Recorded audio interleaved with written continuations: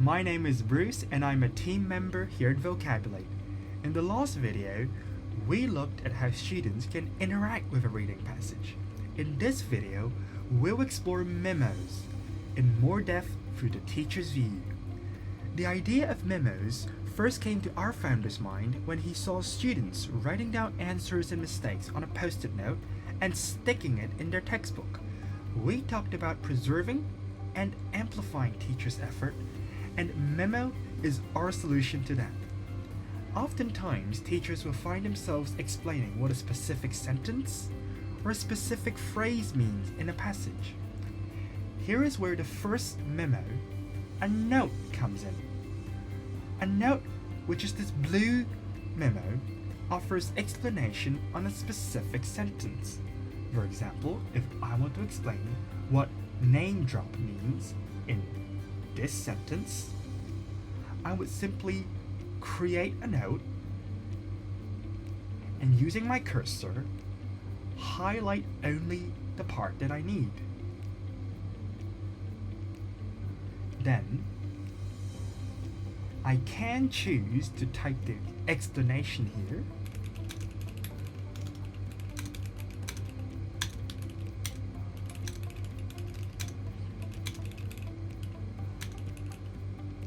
but we really think about building an experience that not just teachers, but students could enjoy. So we really encourage teachers to choose this second option instead. Recording your teaching and recording your explanations as an audio message. A teacher's voice is the sharpest arrow in their quiver, and we want to help you amplify your effort and lift your voice. Simply click, record, speak, and then, just as easily, we save the memo.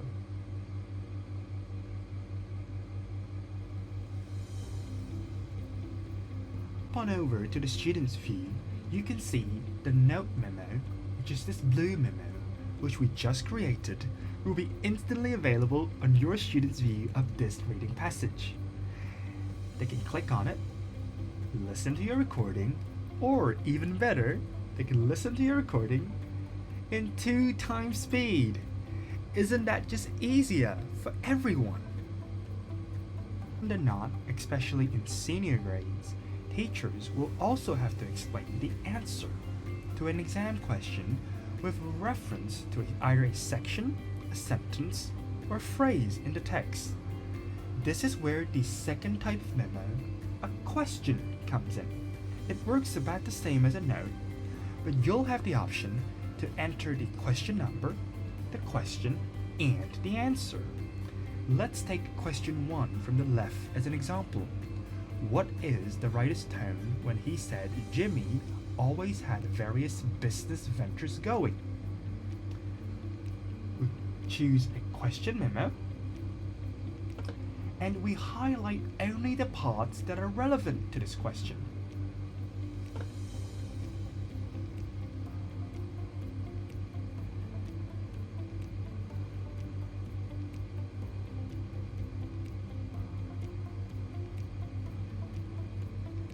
Afterwards, we click Next. We put in the same question number that a student would find on his or her own question paper. We copy the question, and we copy the answer.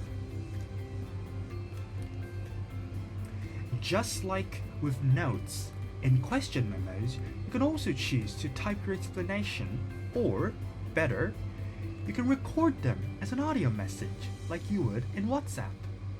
After you're done, click Save, and the change will be instantly reflected in the student's view. Probably familiar with translation memos already if you watched our first 2 videos. When teachers import a reading passage, they have the option of adding translation memos for each sentence in a paragraph automatically. For example, in this reading passage, we turned on auto translation for paragraph 4 and paragraph 5. But you can also add translation memos after you import it in passage. Simply choose a translation memo and highlight which section you want translated. Click Next, and our system does the rest for you. That's it. The translation memo will be instantly updated in the student's view. If you find machine translation too awkward or flat out wrong for some sentences, you can always go in and edit the translation. Editing works on all 5 types of memo too, so you can also edit a note or a question memo.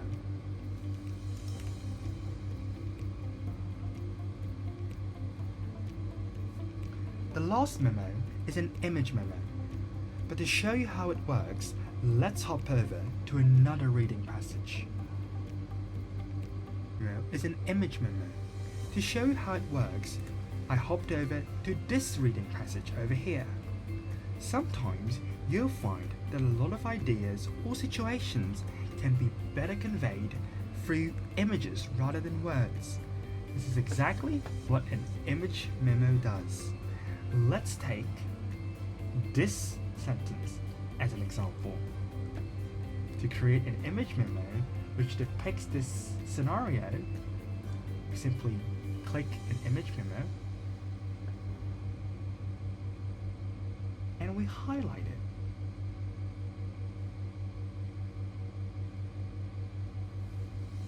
Afterwards, we upload an image.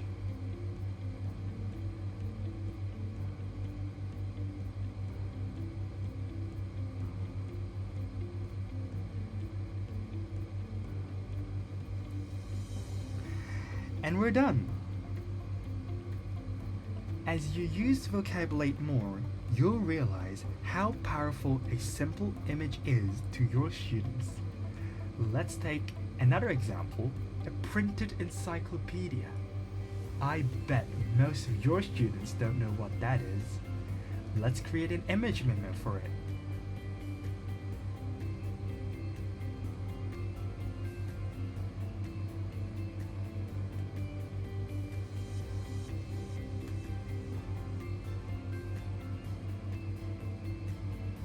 And that's it. Your students can now, with a touch of their finger, know what studying used to be in colleges. Luckily, nowadays, they have much more advanced technology, like Vocabulate, that makes learning easier and more efficient. Here is what a complete reading passages with memos, notes, and question added look like.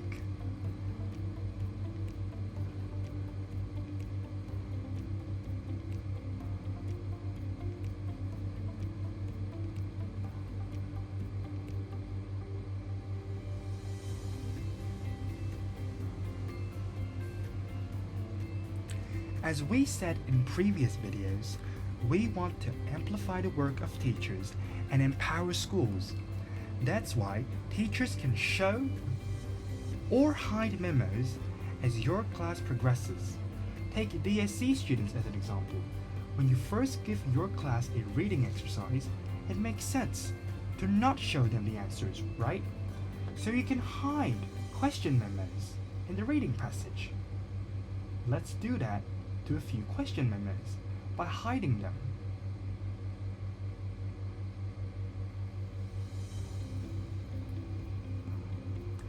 When the time comes for your class to learn, unhide the memo, click save, and the memo will be shown live on the student's view.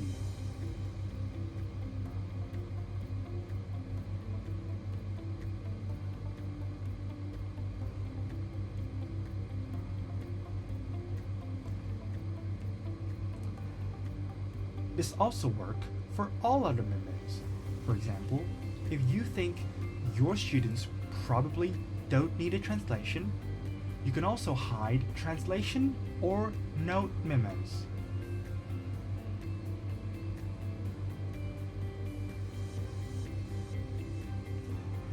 That wraps everything to know about memos. But what if your class still finds what you taught to be too hard to follow? Is there a way to help students consolidate what they learn, and so it becomes part of their muscle memory?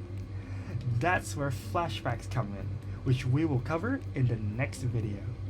If you're interested in adding vocabulary to your school, we offer free trials to any school in Hong Kong.